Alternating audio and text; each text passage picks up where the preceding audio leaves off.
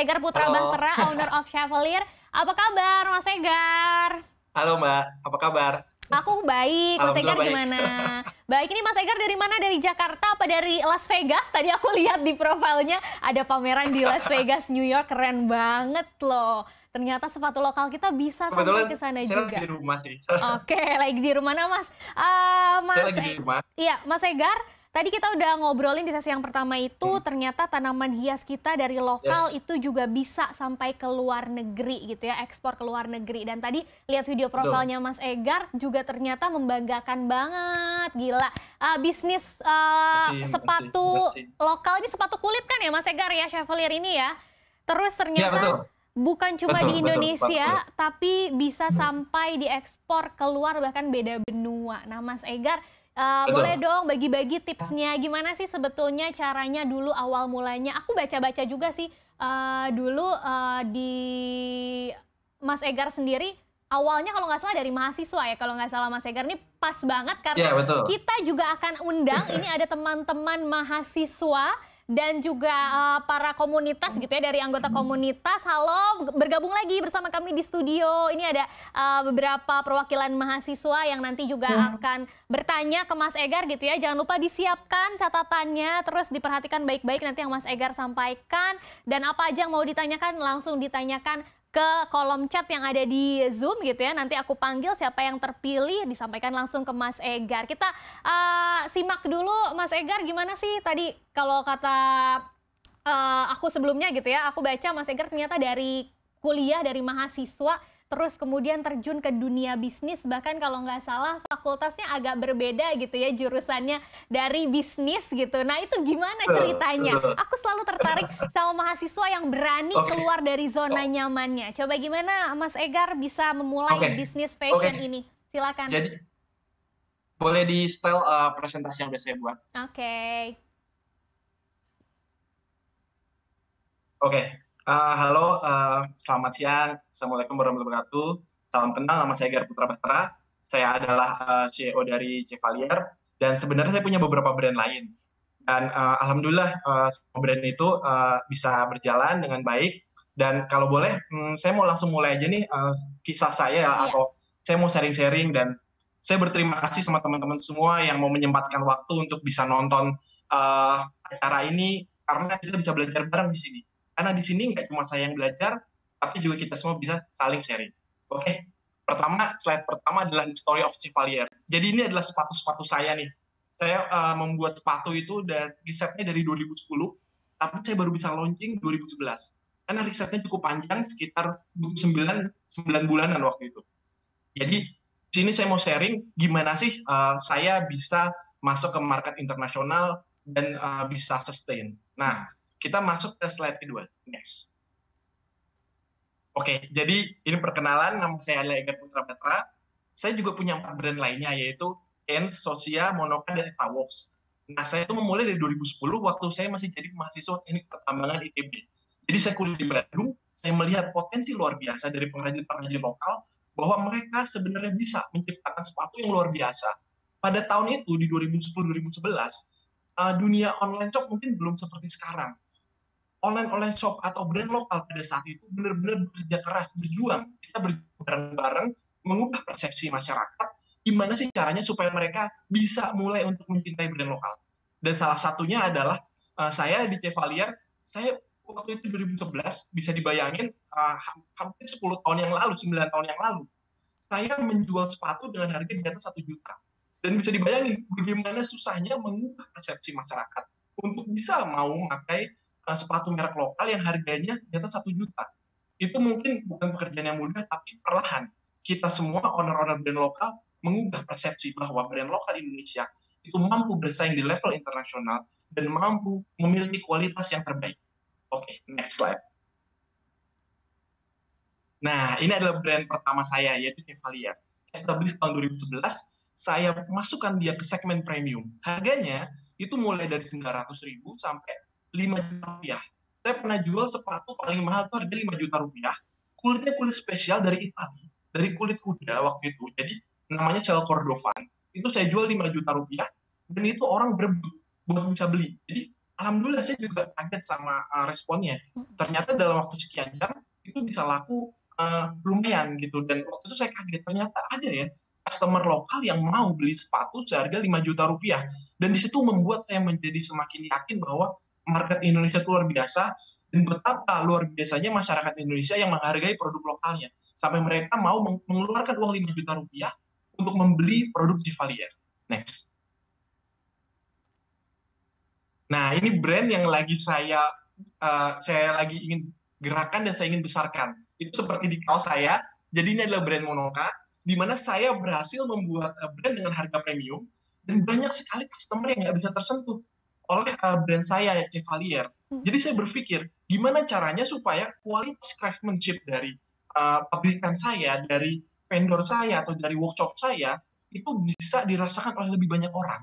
Akhirnya saya mencoba untuk membuat brand yang bisa dinikmati banyak orang di segmen mid low atau medium low. Jadi sepatu sneakers yang kita lihat di layar ini harganya start dari 279.000 aja gitu. Jadi bayangin, saya menjual sepatu yang berkualitas tapi dengan harga yang sangat kompetitif.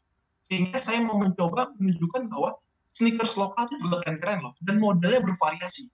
Sneakers lokal juga punya banyak variasi, punya banyak model, punya banyak hal unik yang bisa kita gali. Dan yuk kita sama-sama support brand lokal agar kita bisa maju ke level yang selanjutnya. Next. Nah, ini saya juga punya passion, yaitu interior design. Jadi memang hampir semua brand saya itu basicnya adalah desain. Jadi saya suka mendesain, dan saya bekerja sama dengan pakar-pakar dan ahli-ahli di masing-masing bidang. Di sepatu saya kerjasama dengan artisan yang luar biasa hebat, yang sudah berpengalaman belasan tahun.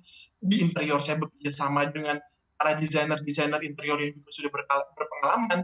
Jadi di sini saya berkolaborasi, sehingga saya bisa menciptakan produk-produk yang berkualitas. Karena menurut saya, sekarang adalah era kolaborasi, bukan lagi kompetisi. Di mana semakin banyak kita bisa berkolaborasi, maka disitulah titik kita bisa maju sebagai bangsa yang lebih baik lagi. Karena 4.0 menurut saya adalah di mana cara kita kolaborasi. Next. Nah, itu tadi mungkin sekian dari brand saya nggak akan bahas lebih panjang lagi. Nah, untuk para detikers, detik.com itu mempunyai sebuah historik yang penting buat perjalanan bisnis saya. Karena di 2012, Detik adalah salah satu media yang berkenan untuk meliput saya, di mana waktu itu saya pebisnis pemula, dan alhamdulillah Detik dengan baik dia mau meliput saya waktu itu masuk majalah Detik. Sekarang mungkin udah nggak ada, tapi dengan adanya liputan ini bisa membuat saya menjadi lebih terapresiasi dan tergerak bahwa ternyata karya yang saya buat itu diapresiasi. Dan karena karya saya diapresiasi, maka saya semakin semangat, saya semakin senang untuk berjuang memajukan brand lokal di level internasional. Next. Nah, start dreaming. Dulu waktu saya start bisnis, ini semua foto yang ada di slide ini adalah produk saya. Jadi kalau yang penasaran, apa sih produk yang saya jual, maka yang ada di slide ini adalah foto produk saya. Dulu, 2011, 2012, saya nggak pernah kebayang saya bisa mengirimkan Chevalier, sepatu yang saya bikin, itu ke pulau-pulau besar di Indonesia. Jadi, saya nggak pernah kepikiran untuk international market. National market aja, saya sudah benar-benar bersyukur bisa mencapai, mengirim sampai ke Papua, ke ujung Sumatera, ke Kalimantan, ke Sulawesi. Jadi 5 pulau besar Indonesia, alhamdulillah saya sudah kirim untuk sepatu Chevalier. Dan disitulah mimpi saya yakin bahwa, oh ternyata masyarakat mengapresiasi dengan baik. Bahkan customer-customer yang belum pernah ketemu saya, customer-customer yang mungkin cuma melihat Chevalier secara online, ternyata mengapresiasinya, membeli produknya, dan memberikan testimoni yang baik. Dan disitulah saya yakin bahwa apa yang saya lakukan sudah benar. Karena itu, apresiasi masyarakat benar-benar sangat membantu brand lokal untuk bisa maju. Jadi saya sangat berharap, yuk kita sama-sama sebagai masyarakat Indonesia, rakyat Indonesia, support brand lokal di masa pandemi ini, di masa yang mungkin nggak mudah buat banyak pebisnis. Support kalian, testimoni kalian, ucapan baik kalian ke brand-brand lokal, sebenarnya itulah yang menjadi semangat dan bahan bakar bagi kita untuk maju terus. Jadi yuk, sosial media kita gunakan untuk hal positif, kita sebar kebaikan, kita support each other, dan kita maju bersama. Next slide. Nah, 2012, ekspor pertama ke luar negeri. Waktu itu saya bekerja sama dengan salah satu store yang paling keren di Jakarta, namanya The Good Step. Saya masuk The Good Step sekitar 2012 awal, dan waktu itu saya melakukan kolaborasi, yaitu Chevalier X The Good Step. Saya mencoba mengcombine antara premium leather sweat dengan material denim. Karena waktu itu lagi hits denim. Sehingga saya combine denim dan jadilah sepatu yang ada di slide ini. Dan ternyata toko Gusdep itu dilihat oleh banyak masyarakat internasional yang main di situ. Waktu itu di Plaza Indonesia. Salah satunya adalah yang menjadi calon klien saya dari Singapura. Nah, dia melihat sepatu ini dan dia tertarik, dia email saya, bisa nggak saya kolaborasi sama Chevalier, kita bikin sepatu kolaborasi untuk dijual di Singapura. Dan waktu itu dengan senang hati. Saya waktu itu masih tingkat 2, tingkat 3, mungkin belum tingkat 3, masih tingkat 2 akhir. Dan saya sangat tertegun. Ternyata bisa ya seorang mahasiswa menjual produk sampai ke luar negeri dan bisa membawa nama baik Indonesia. Dan itu menjadi sebuah kebanggaan bagi saya. Next.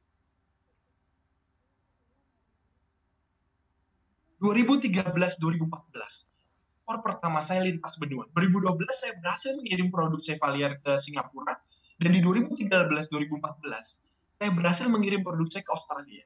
Gimana sih caranya kok bisa ekspor? Nah, sebenarnya saya selalu berpegangan bahwa do your best dengan menservis yang terbaik untuk semua customer. Banyak customer yang mungkin awalnya cuma penasaran, nanya-nanya, iseng, segala macam. Tapi kalau mereka dilayani dengan baik, insya Allah mereka akan jadi order. Dan itu terjadi di customer pertama saya lintas benua, waktu itu dari Australia. Dia email saya. Emailnya mungkin ada 10 email, mungkin yang belum ada tujuannya untuk membeli. Masih tanya-tanya, masih penasaran, masih ngulik-ngulik produk. Saya jelaskan dengan ramah, saya usahakan yang terbaik, saya jawab dengan baik. Akhirnya, mungkin di email yang kesekian belas, dia memutuskan untuk beli. Saya nggak tahu siapa dia. Saya cuma tahu dia customer dari Australia. Dan setelah dia beli, dia posting. Itu adalah foto yang dia posting. Jadi, kalau kita nge-service customer dengan baik, dia akan memberikan testimoni yang baik. Bayangin kirimin foto sekeren itu yang ada di slide dari customer Australia, dan dia promosikan brand saya di forum internasional. Dan efeknya luar biasa. 2013-2014, saya mendapatkan email banyak sekali customer dari luar negeri untuk mau membeli produk saya. Bayangin, saya nggak pernah ketemu mereka cuma lihat secara online, tapi mereka berkenan untuk membeli produk saya. Sebuah kebanggaan bagi saya, bagi pengrajin-pengrajin saya, bagi tim saya semuanya, bahwa produk saya bisa diapresiasi sampai ke level internasional. Next. Nah, ini foto waktu saya lagi ngirim produk ke Amerika waktu itu. Jadi, Amerika dan Australia waktu itu ada nama istilah group buying. Jadi, mereka mengumpulkan beberapa orang yang penasaran, tapi kan repot kalau order satu-satu. Sehingga mereka kumpulin langsung, jadi ada satu koordinator yang ngumpulin, yang mungkin ngambil margin sekian persen, sehingga dia menjadi koordinator untuk kontak sama saya, dan dia pesankan ke saya. Dia bikin data, dan dia pesan ke saya, dan saya kirim. Ini adalah sekian dari foto sepatu yang waktu itu saya kirim ke Amerika. Waktu itu alhamdulillah responnya baik banget. Responnya positif, pengrajin saya semangat, dan ya itulah sebuah kebanggaan buat saya bisa mengirimkan produk karya anak bangsa ke luar negeri. Next. Nah, setelah kiriman saya ke banyak negara, ada store dari Bangkok waktu itu, namanya Selektif. Dia kontak saya. Dan dia beli produk saya, dan dipajang, dan dia kirimkan fotonya. Mr. Egar, ini adalah foto yang terdisplay di store kami, dan betapa bangganya saya. Produk lokal yang saya bikin, itu ternyata bisa terpajang di negara lain, di store, disandingkan dengan brand-brand internasional. Jadi kalau kita lihat di slide itu, sepatu saya dijejerkan dengan brand-brand internasional lainnya yang sudah mungkin berumur puluhan tahun atau berapa belas tahun, dan sebuah kebanggaan buat saya. Jadi benar-benar sebuah perjalanan bisnis yang luar biasa bagi seorang mahasiswa yang saat itu masih kuliah di ITB, teknik pertambangan, bisa mendapatkan pengalaman berbisnis seperti ini. Sebuah kebanggaan buat saya. Next. Nah, saya juga merangkum banyak dari customer saya. Jadi, saya data tuh. Waktu itu saya iseng. Dari kota mana aja sih sebenarnya mulai customer saya, akhirnya saya data customer saya, dan di slide inilah tertulis kota-kota mana saja yang pernah saya kirim. ada Jakarta, ada Singapura, ada New York, ada Amsterdam, ada Helsinki, jadi Los Angeles, banyak banget, San Francisco, kota-kota di Eropa, di Amerika, di Australia, Tokyo juga pernah saya kerjasama dengan salah satu grup buying dari Tokyo, dan itu menjadi sebuah pengalaman luar biasa karena waktu itu memang leather goods benar-benar lagi ada di puncaknya, lagi tipping point lah istilahnya. Next. Nah, gimana sih caranya bikin presentasi berkelas internasional? Saya pun masih belajar sampai saat ini. Tapi saya ingin berbagi sedikit, saya ingin berbagi apa sih yang saya lakukan sehingga saya bisa bisa diapresiasi dan bisa mendapatkan customer-customer internasional. Pertama adalah kualitas. Dari presentasi kita harus mencerminkan bahwa produk kita layak untuk dijual di level internasional. Jadi, apa yang saya lakukan? Sebagai anak muda, saya suka traveling. Saya bermimpi untuk bisa keliling dunia, saya bermimpi untuk bisa berjalan-jalan ke semua benua. Dan alhamdulillah saya dapat rezeki dari bisnis ini dan saya memulai jalan-jalan saya ke Eropa, ke Amerika, dan nggak lupa saya menikmati ambience ya, saya menikmati kota-kota indah di sana, dan saya juga melakukan photoshoot. Jadi waktu itu tour leadernya sampai bingung, ini Mas Egar atau ini De Egar kok jalan-jalan sambil bawa ransel, terus tiba-tiba kalau ada spot bagus, saya keluarin tuh produk saya foto. Jadi selain saya foto untuk diri saya sendiri, untuk apa namanya kenang-kenangan saya sendiri, saya juga sempatkan untuk foto produk sekitar 15 menit sampai 20 menit di setiap spot. Jadi kalau tour itu kan ada waktu 1 jam. Nah, di 1 jam itu 15 sampai 20 menit saya siapkan untuk foto produk dan 30 sampai 40 menit saya siapkan untuk menikmati. Jadi satu kali dayung 2-3 pulau terlampaui. Dan inilah beberapa hasil dari foto-foto saya. Dan alhamdulillah foto yang di Swiss ini di Mounted List, salah satu di pegunungan Swiss, saya foto dan foto ini berhasil juara 2 lomba fotografi sepatu yang diadakan oleh BPIPI. Dan sebuah kebanggaan bagi saya. Terima kasih. Waktu itu jurinya banyak fotografer ternama dan alhamdulillah ternyata hasil foto saya bisa diapresiasi dengan baik oleh bahkan fotografer-fotografer yang kelas nasional. Seperti itu. Next. Saya mengabadikan banyak sekali perjalanan saya waktu saya ke luar negeri. Salah satunya ke Budapest. Tahun lalu saya ke Budapest dan saya mengabadikan betapa indahnya kastil-kastil di Budapest disandingkan dengan sepatu Chevalier. Sebuah pengalaman yang luar biasa dan inilah presentasi yang membuat tidak hanya masyarakat internasional tapi juga masyarakat lokal untuk semakin percaya bahwa Chevalier sudah mencoba untuk masuk ke level selanjutnya di sepatu. Capsule show di New York, saya foto dengan baik, saya dokumentasikan dengan baik semua perjalanan saya. Next. Terus juga waktu saya berjalan ke kota Paris, saya abadikan sepatu saya di dekat Menara Eiffel. Waktu saya ke Praha, saya abadikan sepatu saya di kota Praha dengan keindahan autumnnya. Jadi bayangin, sepatu lokal kalau ditaruh di jalanan, bahkan pinggir jalan dari Eropa, kelihatannya udah seperti sepatu mahal yang harganya jutaan. Jadi itulah trik-trik dari presentasi bahwa hal-hal sederhana, kita jalan-jalan, kita bisa sambil berbisnis, kita bisa produktif. Jadilah manusia yang bisa multitasking, yang kita bisa produktif di semua keadaan. Nikmati perjalanannya, nikmati suasananya, nikmati bisnisnya, dan produktif. Dan saat kita pulang, banyak kenangan yang terukir saat kita jalan-jalan. Next. Nah, ini waktu saya eksibisi di Las Vegas dan New York. Jadi waktu itu ceritanya, saya lagi pameran, dan pada saat saya lagi pameran, saya didatangi oleh mungkin perwakilan dari Kementerian Perdagangan untuk menawari saya, mau nggak kamu kalau kita bantu promosikan ke Las Vegas. Waktu itu saya benar-benar tertegun dan ternyata pemerintah sangat support ya terhadap bisnis lokal, dan itu saya berterima kasih, sangat berterima kasih waktu itu kepada Kementerian Perdagangan, ke Bu Made, bahwa saya bisa waktu itu diminta untuk mewakili Indonesia pameran di Las Vegas.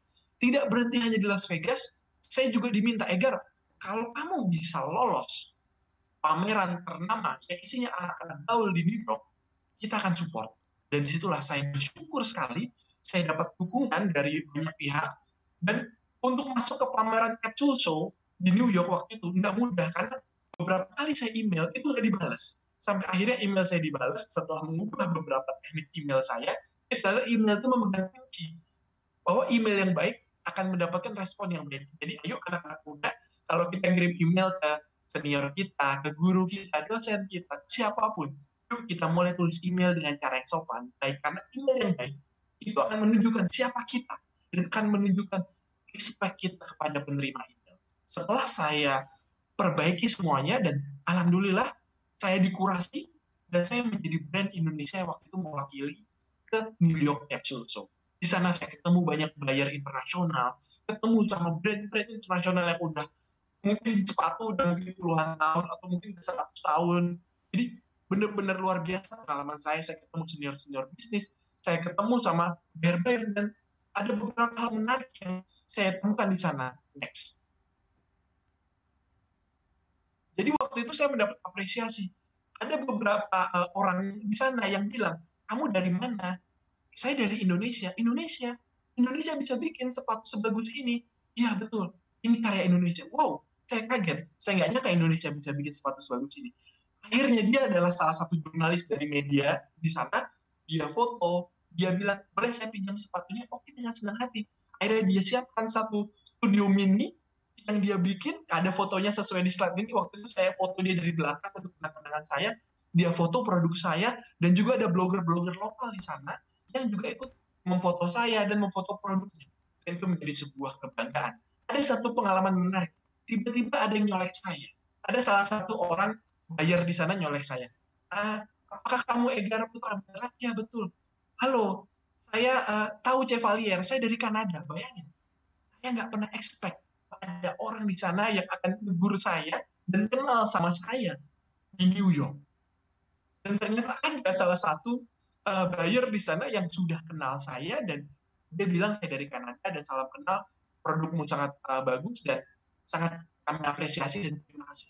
Itulah pengalaman luar biasa buat saya bahwa seorang anak muda ya yang mungkin saya nggak pernah expect apapun, saya nggak pernah mengira bahwa saya bisa mengalami pengalaman seperti itu dan ternyata itu terjadi. Sebuah rasa syukur yang saya ucapkan kepada Allah juga tentunya. Next. Nah, customer internasional, ciri-ciri dari mereka puas adalah returning customer. Dan ini ada satu email, saya nggak bisa masukin banyak email karena nanti slide penuhan, tapi saya masukin satu yang unik lah, salah satu yang paling unik. Dia sudah membeli 5 produk saya. Bayangin, customer dari Amerika membeli 5 produk saya dan dia puas. Dan alhamdulillah, repeat order adalah indikasi bahwa sebuah brand diterima dengan baik oleh customer-nya. Jadi, bahkan customer lokal itu mungkin 6 bulan sekali dulu itu bisa beli produk saya. Malah ada yang baru datang, bulan berikutnya sudah beli lagi. Baru datang, 2 bulan berikutnya pasangannya yang beli. Baru datang, mereka beli buat couple atau bahkan untuk momen-momen spesial. Baru-baru ini saya kirim sepatu untuk nikahan salah satu customer saya. Dia minta diukir tanggal di sepatunya sebagai kenang-kenangan bahwa Chevalier mungkin pernah menjadi bagian dari momen terbaiknya, yaitu momen pernikahannya. Dan itulah sebuah sesuatu yang mungkin nggak bisa dibeli ya. Mungkin ini nggak bisa diukur dengan omset, dengan profit, tapi ini sebuah kebahagiaan dalam berbisnis yang mungkin yang saya rasakan, yang speechless ya, saya juga nggak bisa ngomong. Kalau saya, Chevalier, bisa hadir di momen-momen terbaik dari customer-nya dan mendapatkan apresiasi. Mungkin kalau customer saya itu lagi nonton seminar ini, saya cuma bisa ucapkan terima kasih atas kepercayaannya ke Chevalier. Mungkin Chevalier bukan produk sempurna yang bisa memuaskan semua orang, tapi saya dan tim selalu berjuang semaksimal mungkin memberikan service terbaik yang saya bisa. Ada 1, 2 kesalahan, 3 kesalahan, dan saya mencoba untuk full responsible, untuk bisa bertanggung jawab ke semua customer saya. Next. Enjoy the process.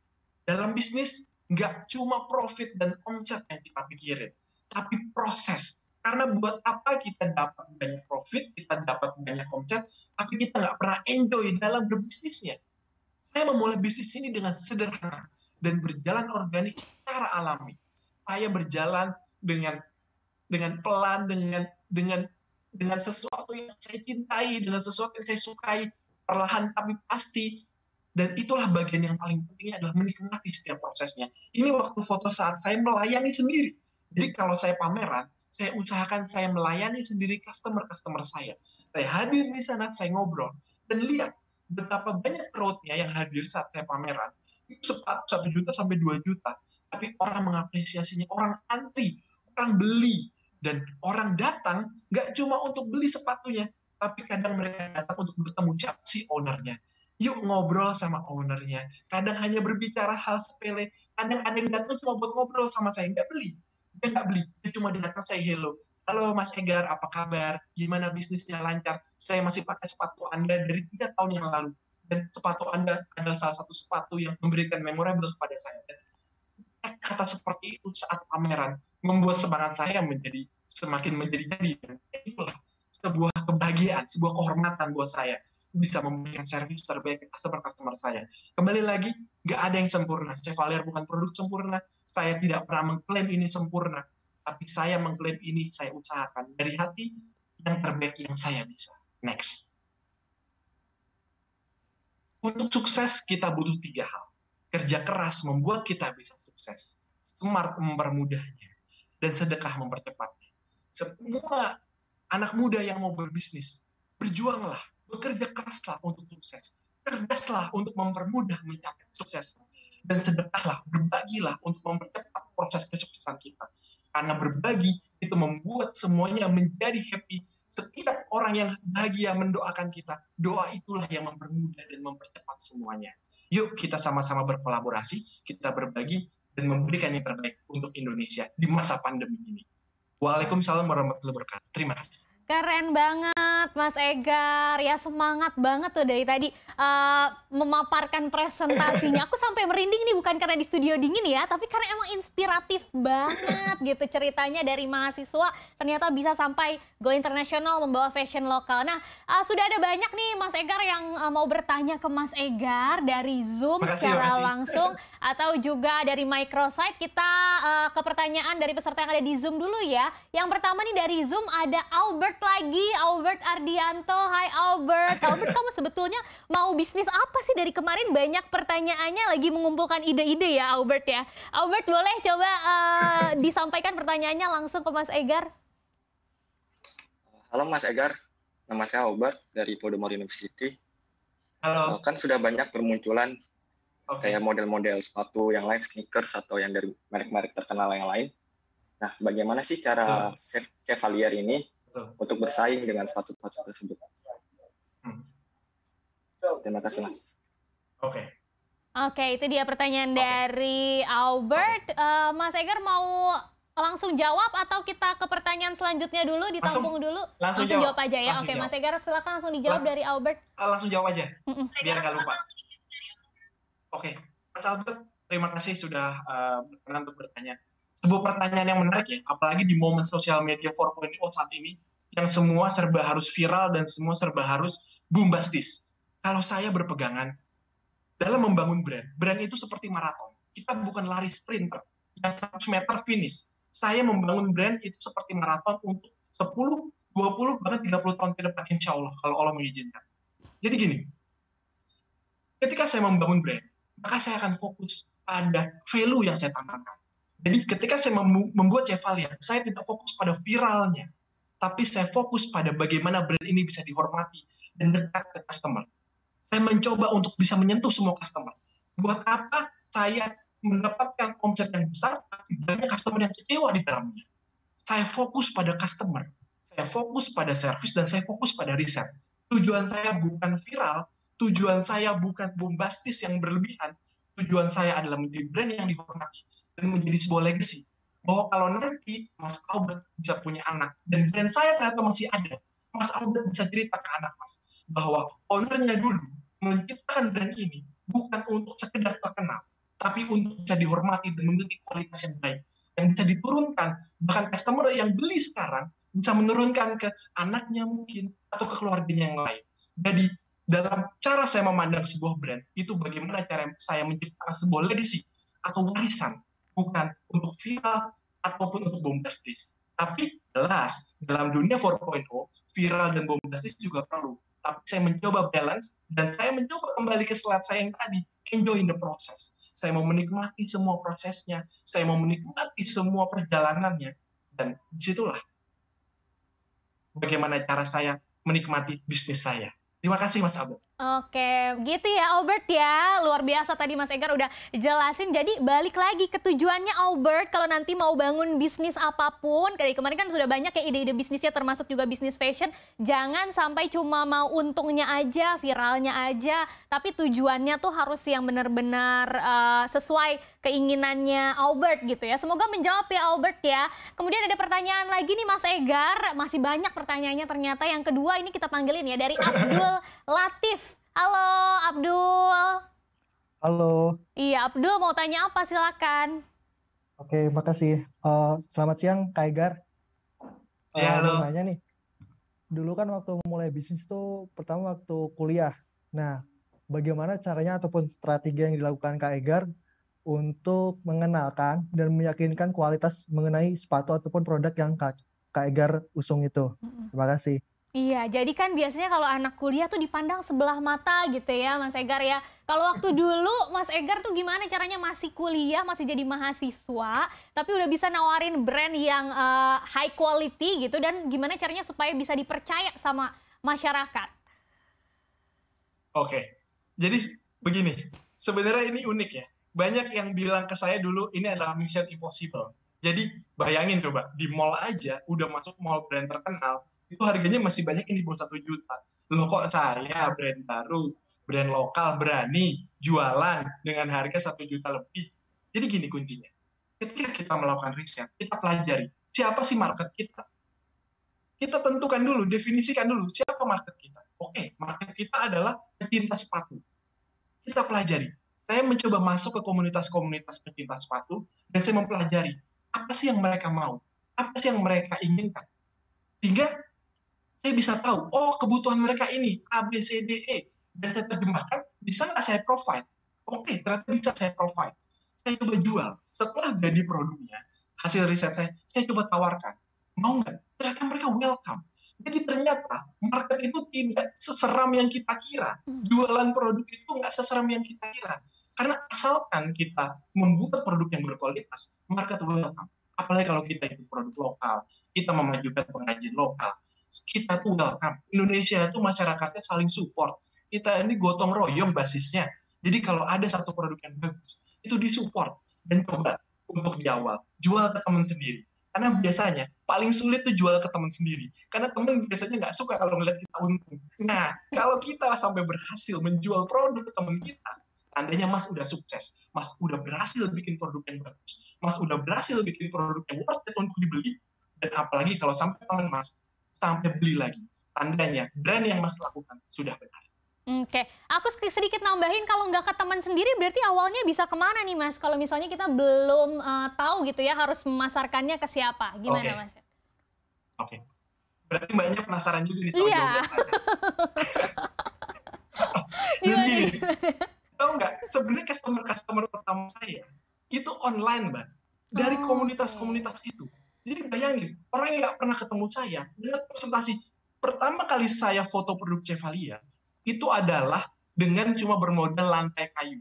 Jadi saya itu kan modal terbatas, Mbak. Saya waktu itu modal nggak besar, tapi saya punya keinginan kuat dan saya punya taste. Andalan saya adalah taste saya. Jadi waktu itu cuma bermodal lantai kayu. Waktu itu orang tuh kalau jualan online itu fotonya jelek-jelek. Sedikit sekali brand lokal yang fotonya udah bagus-bagus kayak sekarang. Jadi waktu itu saya melihat kayaknya sepatu kulit dengan lantai kayu itu bisa bagus hasilnya. Saya bermodalkan lantai kayu di kosan teman saya.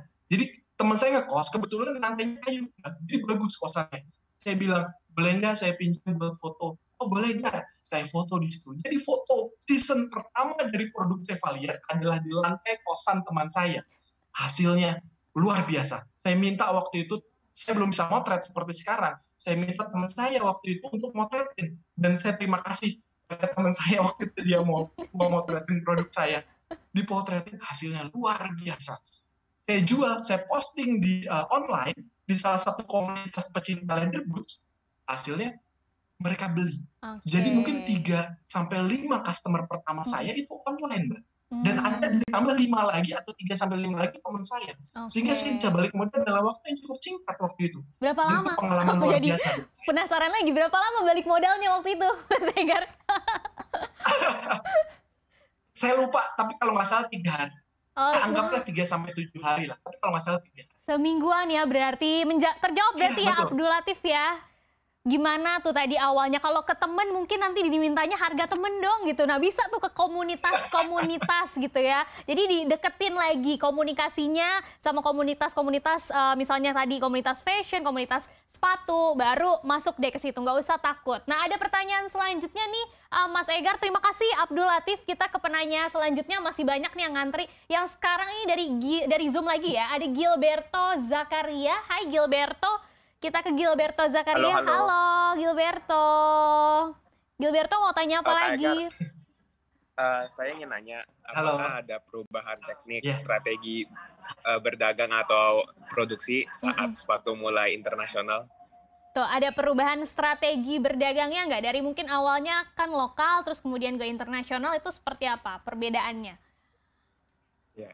Oke, jelas ada. Pertama dari presentasi. Saya nggak bisa sembarangan lagi repost foto yang kurang bagus, atau saya posting foto yang kurang bagus, karena di situ akan menjadi brand identitas dan membawa nama Indonesia nantinya. Jadi saya mulai fokus untuk yaitu jalan-jalan sambil motret. Disitulah mulai saya shifting.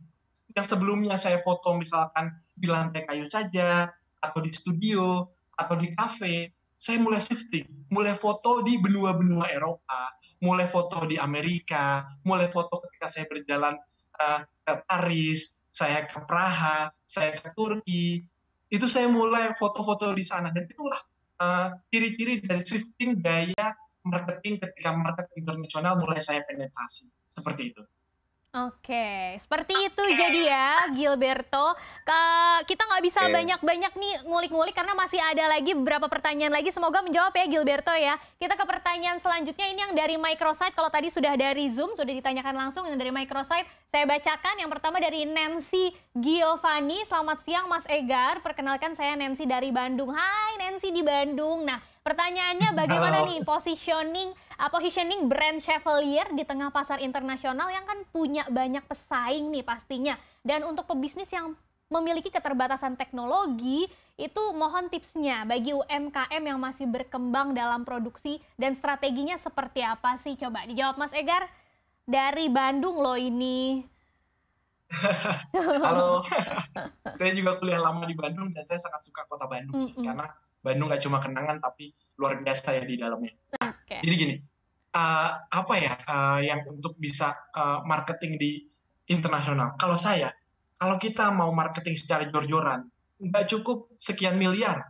Jadi kalau saya suka tipe marketing yang organik, yang let it flow, yang kita berbasiskan word of mouth, berdasarkan kepuasan dari customer, berdasarkan rekomendasi, karena itu powerful banget. Saya mengeluarkan uang 100 juta untuk iklan di Amerika, belum tentu bisa menghasilkan satu pembeli. Tapi kalau saya memuaskan satu customer yang sudah pesan ke saya dari Amerika, mungkin saya bisa mendatangkan 2-3 pembeli baru. Jadi kuncinya adalah fokus pada customer yang sudah kita layani. Banyak brand, banyak pihak yang terlalu fokus ekspansi sampai lupa melayani customer existing. Akhirnya customer existing merasa mulai ditinggalkan. Dan disitulah kesalahan yang terjadi. Dan marilah kita fokus pada customer loyal yang sudah baik, yang dari dulu support sama kita berikan yang terbaik. Sambil kita berikan marketing yang unik seperti foto-foto presentasi yang luar biasa, foto-foto update mengenai produk terbaru, dan juga keep in touch. Cepat balas email. Ayo, buat orang-orang yang masih suka nunda-nunda balas WhatsApp tuh, banyak kan anak muda sekarang yang suka nunda-nunda balas WhatsApp-nya nanti 1 jam lagi, 2 jam lagi. Tahu nggak, customer saya order itu kadang saya pernah dapat telepon tuh dari Amerika, atau bayangin kalau saya masih suka nunda ngangkat telepon, malas ngangkat telepon, nunda balas WhatsApp, nunda balas email, impact-nya berapa banyak opportunity yang hilang cuma gara-gara saya nunda itu. Jadi yuk mulai sekarang fokus sama customer yang sudah kita bangun, fokus sama marketing yang unik, dan bagi yang modalnya terbatas, tidak usah fokus untuk yang terlalu bombardir. Fokuslah pada riset, produk yang berkualitas. Buatlah produk yang layak untuk mereka pakai. Jangan cuma marketing aja digedein, tapi produknya belum berkualitas. Fokuslah pada produk. Niscaya nanti akan datang rezeki-rezeki dari arah yang di sana. Iya, jadi menyentuh ke masalah utamanya gitu ya. Kan kita menjual produk, jadi ya pastikan dari tadi Mas Egar tuh menekankan riset.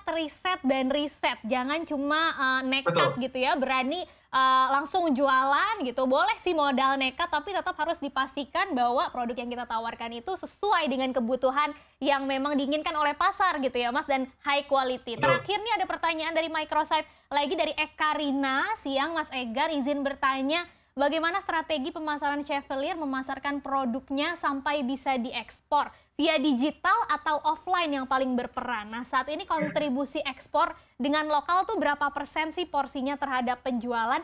Plus ini yang paling sering ditanya juga, omset penjualannya seperti apa saat ini Mas Egar? Karena kan ngomongin bisnis pasti ngomongnya cuan dan cuan. Terus gimana tuh pembagian banyak pertanyaannya ya, semoga saya nggak lupa nih. Jadi gini, saya mau menambahkan yang soal riset. Jadi gini, saya ambil contoh. Ketika saya bikin brand sneakers, saya coba riset.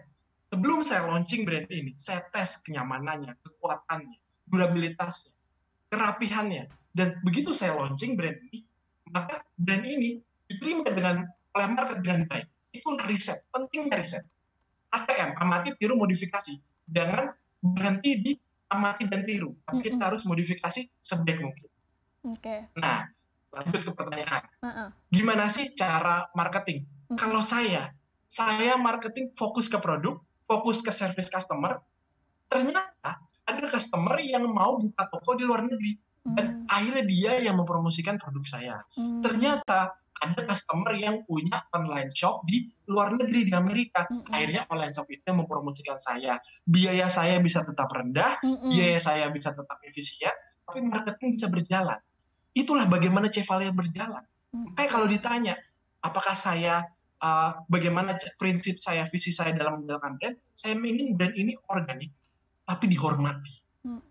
Setiap customernya bisa happy, dan juga saya bisa menyenangkan banyak orang. Seperti itu. Dan untuk omset, untuk proporsi dulu, berapa persen sih ekspor, berapa persen sih lokal. Jadi gini, di momen pandemi ini saya nggak menutup bahwa ekspor menjadi sangat berat, karena banyaknya border yang terjadi. Tapi alhamdulillah bulan kemarin saya masih ngirim, ada ke Amerika, ada ke Kuala Lumpur, dan bahkan yang customer Kuala Lumpur itu janjian sama saya, dia bilang gini, Mas Egar, bukan Mas Egar ya, sorry ya, Mr. Egar gitu ya, jadi apa namanya, di kota saya lagi lockdown nih, Kuala Lumpur, bisa nggak kirimnya kita atur saat Kuala Lumpur lagi nggak lockdown? Sampai akhirnya dia email saya, sepatunya sudah beres, dia bilang, ini sepatunya udah bisa dikirim nih, kirim segera ya, karena saya nggak tahu 7 hari ke depan akan lockdown lagi atau enggak. Dan bayangin, terjadi interaksi yang sangat intim, yang sangat service ke customer. Bahkan kita memprofile, kita kirim saat mereka lagi nggak lockdown, dan akhirnya sepatu itu bisa sampai, dan dia senang, dia puas, dan dia happy, dia kirim testimoni ke saya, dan sebuah kehormatan buat saya. Jadi, apakah pandemi ini membuat ekspor menjadi tidak ada? Tidak, masih ada. Tapi memang proporsinya turun. Lalu untuk omset, dulu waktu saya mengisi seminar, jadi kan 2012, 2013, saya beberapa kali diundang oleh universitas. Bahkan saya ini kan teknik pertambangan, tapi saya sering diminta mengajar anak jurusan bisnis. Jadi memang lucu sih sebenarnya. Jadi waktu saya mengajar dulu, waktu saya masih muda, saya ditanya omset, saya jawab, omset saya sekian, dengan bangganya waktu itu, dengan penuh menggebu-gebu sebagai seorang anak muda. Dan ternyata jawaban saya soal omset itu adalah kesalahan, salah satu kesalahan terbesar saya di seminar. Karena saya sudah menginspirasi anak muda dengan angka dan harta. Jadi mereka tidak menghargai proses, mereka tidak menghargai partner pengrajinnya, mereka hanya fokus pada gimana cara mereka meraih angka setinggi-tingginya, profit setinggi-tingginya, lupa bahwa untuk bisa meraih itu semua kita dibantu banyak orang, kita dibantu pengrajin-pengrajin lokal, yang perlu kita juga pikirkan gimana mereka, perlu kita layani mereka dengan baik, karena mereka bukan robot, mereka adalah partner-partner kita, mereka adalah seorang seniman-seniman terbaik yang bisa menciptakan sepatu yang dihormati Indonesia, bahkan di internasional. Bayangin, banyak artis sudah pakai Chevalier dan mereka support sama Chevalier. Itu bukti bahwa pengrajin itu bukan hanya sekedar partner biasa, tapi mereka adalah seniman-seniman yang harus kita hormati. Jadi jangan lihat sebuah bisnis dari omset semata, tapi lihat bagaimana impact yang bisa dihasilkan dari bisnis itu, mulai dari ke partner ataupun ke masyarakat sekitar. Chevalier pernah juga berkontribusi untuk membagi kebahagiaan. Mungkin yang menikmati Chevalier banyak dari masyarakat kota, Jakarta, dan kota-kota besar lainnya. Tapi saya punya keinginan, saya membagikan 100 sepatu Chevalier yang saya desain untuk sekolah, saya kirim ke Halmahera.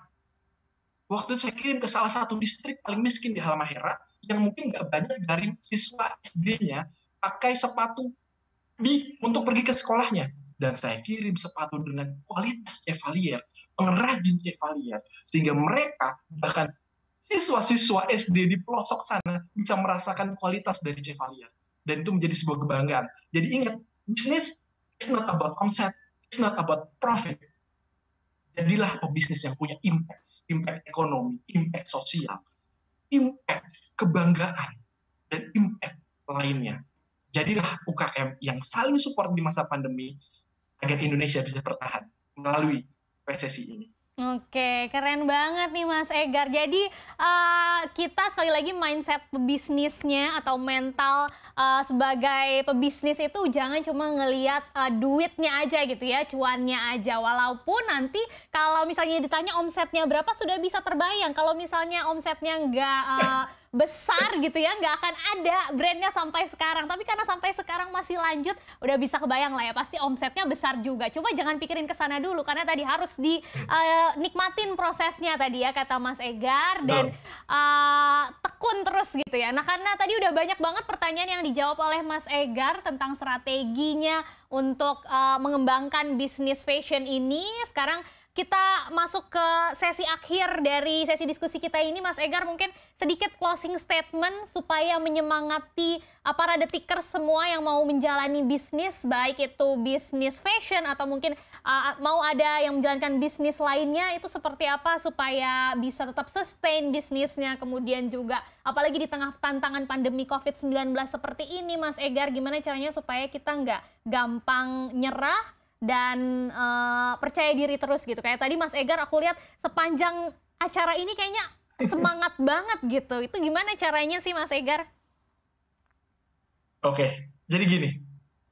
Saya banyak berdiskusi sama banyak pebisnis lain di masa pandemi ini. Dan mereka bilang masa ini adalah masa yang cukup berat untuk dilalui. Tapi saya punya satu solusi sebenarnya.